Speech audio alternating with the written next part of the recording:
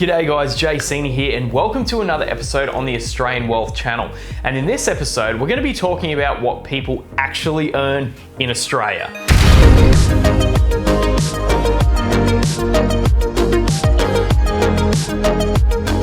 So thank you guys so much for watching. Please make sure you like and subscribe to this channel. It really helps to get these videos out to more people. So have you ever wondered what people are actually earning in Australia? What are the figures that don't lie? Because, when you talk to your friends or you talk to your mates, they might pump up their figures, or, they have contract work and they might work for 9 months at a certain rate, but they're actually getting paid less than what they're saying. Well, we have data from the ATO, which is probably the most credible source in regards to incomes, because they have access to basically every transaction in this country. The power that the ATO has is remarkable. It's beyond anything people would ever believe. So we're going to have a look at the data from the ATO to have a look at our income percentiles and see what a certain percentage of people in this country are actually earning. So if you like this kind of content, please make sure you like and subscribe to this channel. And of course, leave me a like on this video and let me know if this is the kind of content that you're interested in.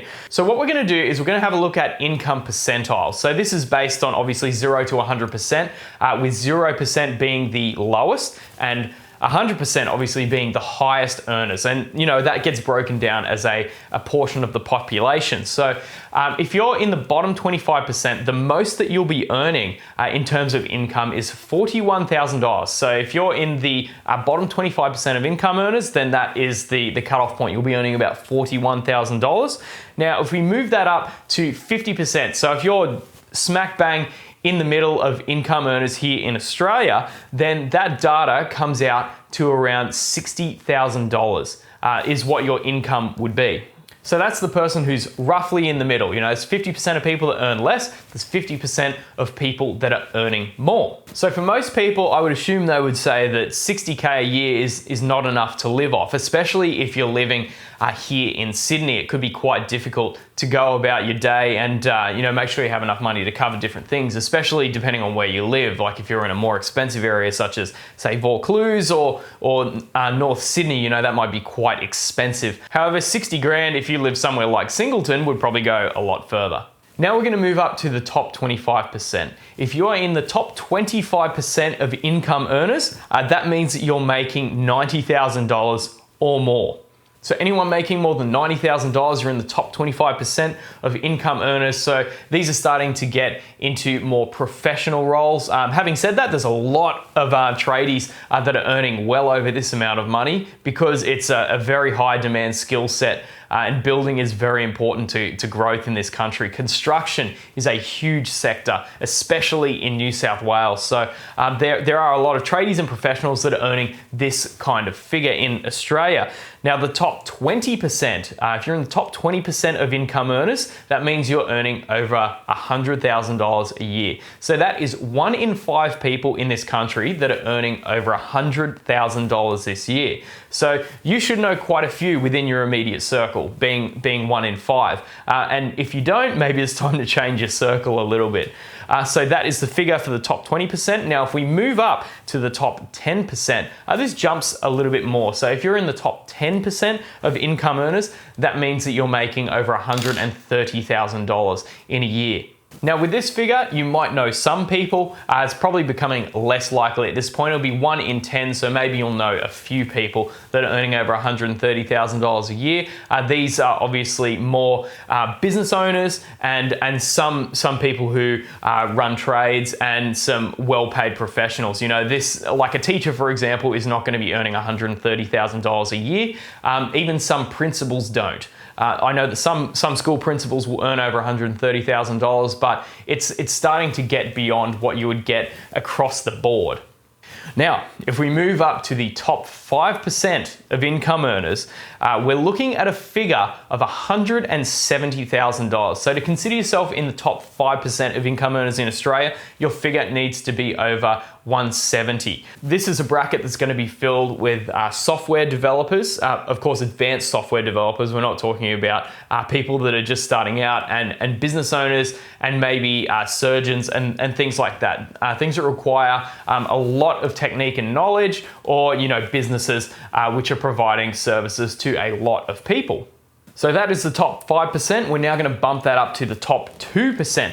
Now, the top 2%, the figure starts to get quite drastic. So if you are earning more than $250,000 a year, that puts you in the top 2% of income earners. So that's starting to get quite rare. There's not too many people that have earned over $250,000 in a year. These are, of course, your business owners and very high paying professions, such as surgeons and anesthetists. I don't know if anyone can even say that word, but that's the kind of money that those people would be earning, and even more. Now, to be in the top 1% of income earners in Australia, your figure needs to be over $350,000 a year. So this is obviously very rare by definition. It's the top 1% of income earners. So there's not a vast majority at all of people that are earning even close to this amount of money. This is quite high, and obviously the tax rate on this money is quite high. So when we level that out after taxes, that is significantly lower. It's well under it's under $200,000, I believe. But $350,000 in 1 year will put you in the top 1%. So if this is something you're aiming for, that's kind of where the benchmark is. But of course, you don't need to earn this much money to have a very happy life. For example, I've managed to get myself to a net worth of over $1 million, not earning $350,000 a year, because my assets are growing much faster than what my income is in this last year or so.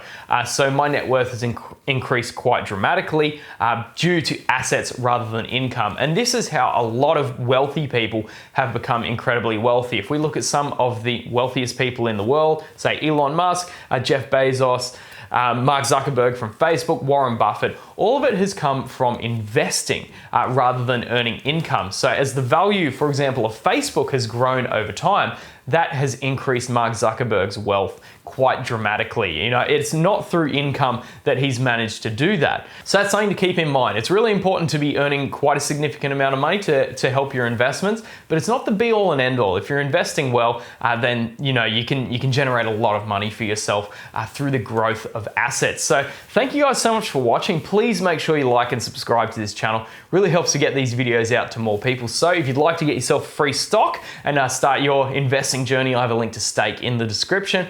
Sign up with the brokerage and they will give you one free stock when you deposit money. If you'd like to track your net worth and see how that grows over time, I have a link to WeMoney. That's where I track my net worth over time, and they'll give you $5 for signing up and connecting an account, which is fantastic. So thank you guys so much for watching. I'd be really keen to hear what you guys think about these percentages here, whether they seem too high, too low. Be really keen about what your thoughts are. So thank you guys so much for watching.